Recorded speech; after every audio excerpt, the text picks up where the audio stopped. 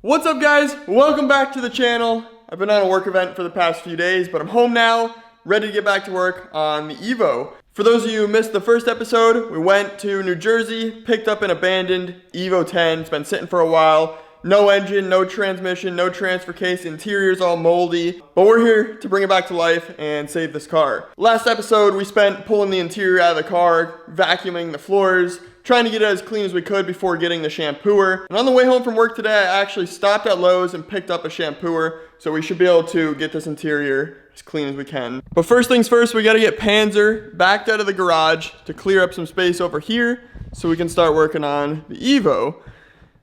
So we gotta clean all the seats, get these as cleaned up as possible, the floor mats and the carpet in there. Let me grab the light. Some light in here. So you can see, definitely have a lot to clean up on the floor. Hopefully the shampooer can take care of that.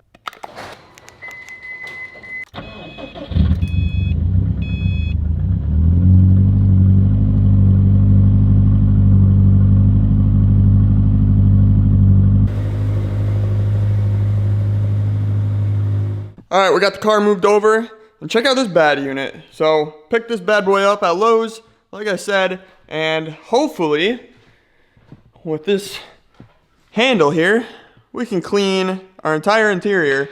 I picked up some of this shampoo stuff, just some multi-purpose stain fighting stuff. So if that works, there you go. But yeah, we're gonna try this thing out. Not exactly sure how it works, but I'm sure I can figure it out. Hopefully, we can get all these little stains off the carpet and make this look like new.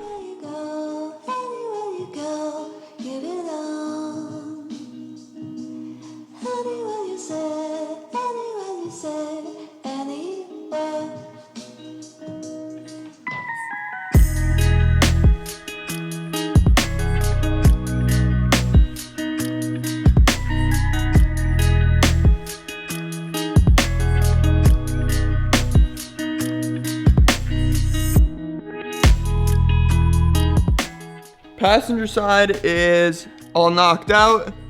Looks a whole lot better. Obviously it's still got to dry up, so we're just gonna leave the doors open, let it air out. Now we got to go over and do the driver's side.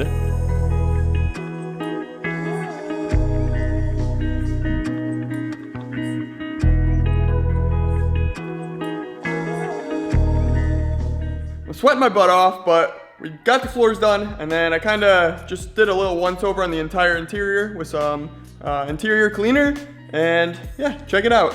It looks so much better in here, all the way around. Dash is all clean. I even tried to get down and get our harness wires down there, clean them up a bit. The shifter, that's all cleaned up. We got our gauges, and just yeah, a little once over. Try to get all the mold up off the floor, and I think we did it. If you guys remember, this area right here was really bad, and the shampooer did really well to get almost all of that out, so happy with that. Now we can move on to the seats. I have one here, and then the rest are outside in the trailer out there. Let's hit this one real quick, see how it turns out, and then we'll go grab the rest of them.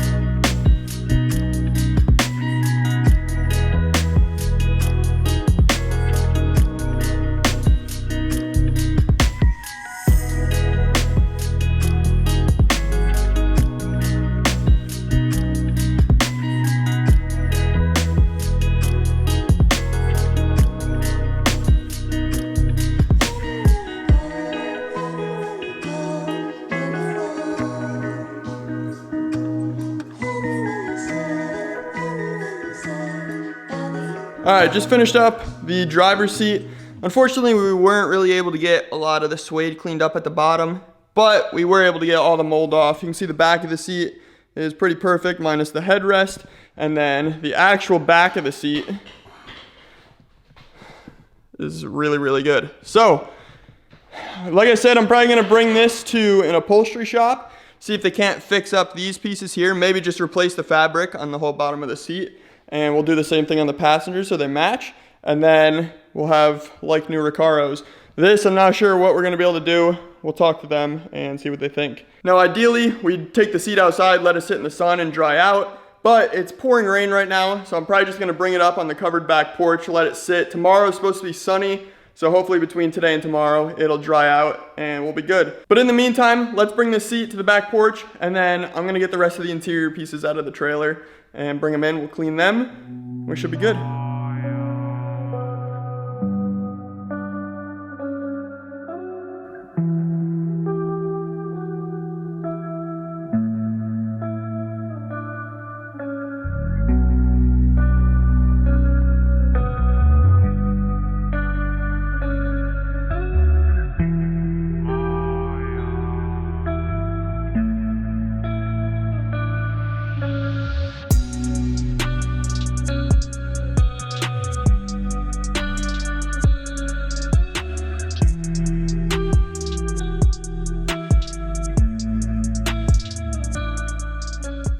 Seats are all done. We got them all chilling up here on the back porch. So I'll probably bring these in tonight and then bring them back out tomorrow when it's nice and sunny out. Let them sit in the sun, dry all the way out, and we'll get them back in the car. They came out pretty good. There's the passenger seat, driver's seat we had a look at a little while ago. And then the back seat, you can definitely tell like he spilt something in the back, and I can't get those deep stains out. But all the little stuff came out nice. And then same thing with this back piece. Most of everything came out and pretty happy with it. Now what I want to do, we still have to shampoo the back headrest on that back piece. You probably saw there was one missing. I do have it. It's just sitting on the floor somewhere. I want to clean the rest of the interior pieces, like the little plastic trim, the center console. Make sure everything is 100% clean when it goes back in the car.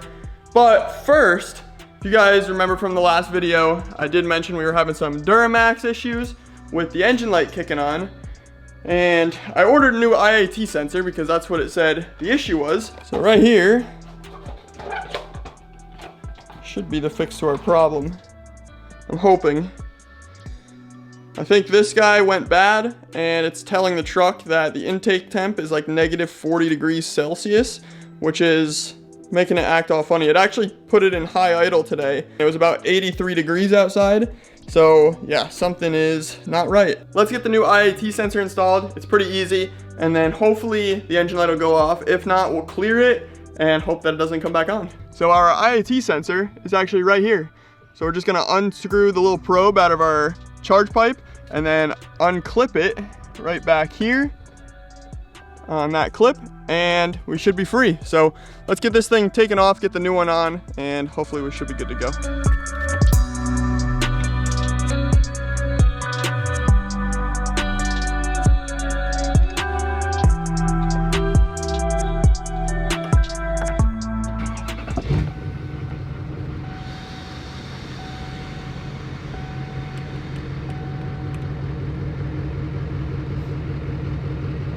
All right, let's clear this code, and all we can really do is hope that it doesn't come back on. Truck started up fine. It's not going into high idle right now, which is good, I guess.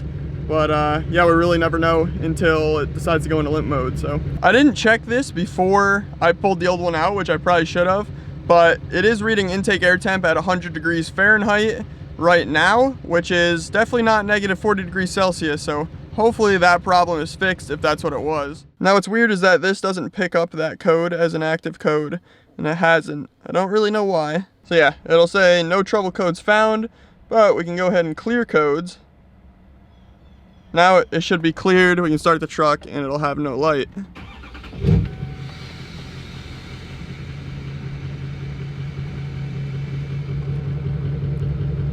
Voila. So airbag light's on because I still got to do the clock spring in this bad boy and hook up the airbag.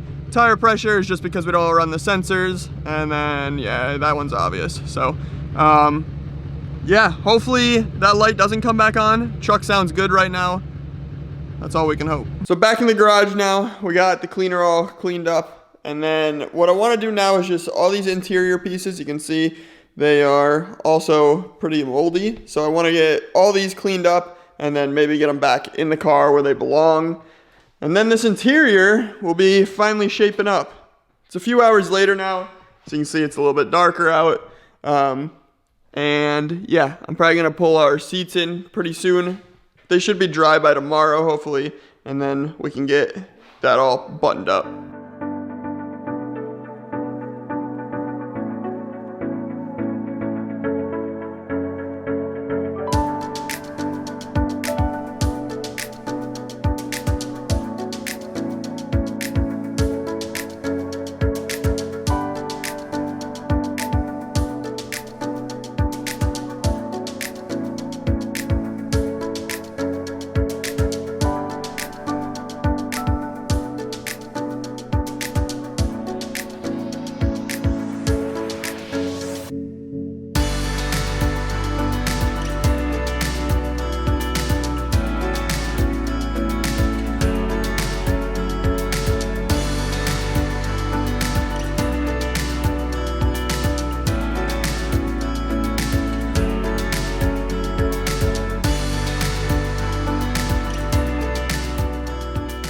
all the interior pieces are all cleaned up. We got some there and some over here. So I'm just gonna go and start piecing it back together in the car. Obviously there's certain pieces we shouldn't put in yet. Those seat pieces, this guy here, we can't put those in until the seats are in. I'm not sure if we can get the little shift boot cover thing on yet, because I'm not sure what we got to do once we put the transmission back in. But either way, we can just pull it back out if we have to. Same thing with this guy here. I'm pretty sure that has to stay out so we can take the subframe out. Actually, first what I want to do, you guys see these wires kind of coming out? They are coming from behind the head unit, and I believe they're old subwoofer wires, because here's the blue line that turns the amp on and off. And then, yeah, so I'm pretty sure he had subs in this car, took them out before he sold it. So what I'm gonna do is just take the head unit out, pull the sub wires out of the back, and then tuck the head unit back in. It's just kind of chilling in there. You can kind of see it's not even all the way in.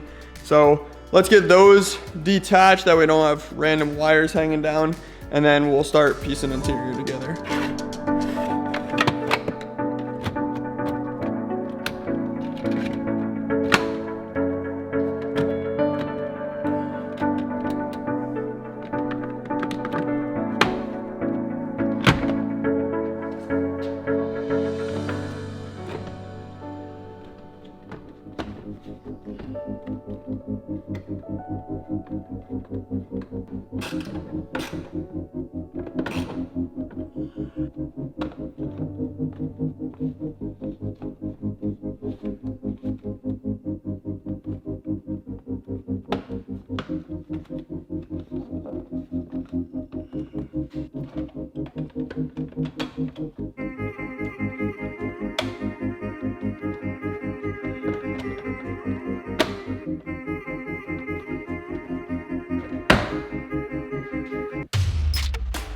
Once again, I'm a sweaty mess. It is so freaking hot in this garage. I gotta get some fans. But check out this interior. A little peep through the window. It looks so good in there. Obviously still some work to do. We gotta get the seats in. I got the fuel hanger kind of bolted back in, put the little cover on the seat so we can get the back seat in. And yeah, everything's in. Obviously, well, there's a few screws we still have to put in. I don't know where they are for the interior. Some of the trim pieces have little screws, but for now, we're just held together by clips. The seats are still sitting outside. Probably gonna bring them in for the night, and I'll pick this video up with you guys tomorrow morning. Good morning, guys. It's the next day. We let the interior kind of dry out last night, and it's pretty much ready to go back in the Evo. But if you look behind me, or in front of me, we're back with the Duramax. Now, I just took it to Lowe's to go drop off that shampooer. Engine light came back on before I even got to the end of my road. So, I don't really know what's going on.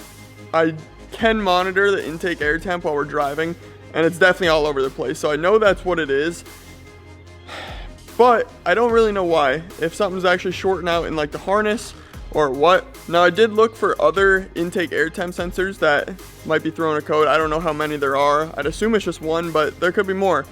And I'll show you what I found. We hop up on this tire here. So this one looks like this is part of the old EGR or something, and it's been deleted. There's a block off plate on it. So not sure about that. But if we look over on top of the turbo, you can see there's one on top of the compressor housing there, and it wires down to the side of the valve cover. It's kind of hard to see, but it does go down. You can see where it kind of connects on that gray connector. So I'm gonna let the truck cool down a little bit, because right now it is really, really hot, and I don't feel like putting my hands in there. But then we're just gonna have to play like the swap out game and keep swapping them out until we find out if one's bad. I don't really know. Yeah, I mean, that's really the only thing I can think of. If it's not any of the sensors, it's gotta be something with the wiring, I would assume. And that's gonna suck, so let's definitely try the sensors first. But while the Duramax is cooling down, these seats are pretty dry. Yeah, actually they don't feel damp at all. So we're gonna get these back in the Evo, and then the interior will be pretty much complete.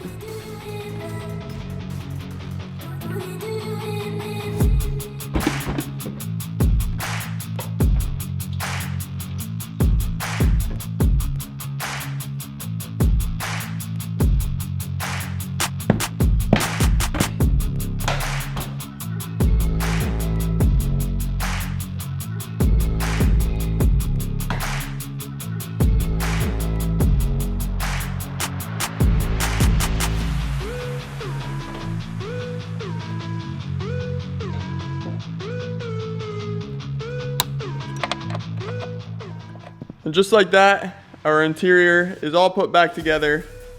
Definitely 100 times better than what it was before. Show you the back seat. There's still some stains in the seats, but overall, huge improvement. And yeah, I'm pretty happy with how it came out, if I'm being honest. I'm not sure what we're gonna have to take back apart to get the transmission and all that in, but for now, it can sit just like that.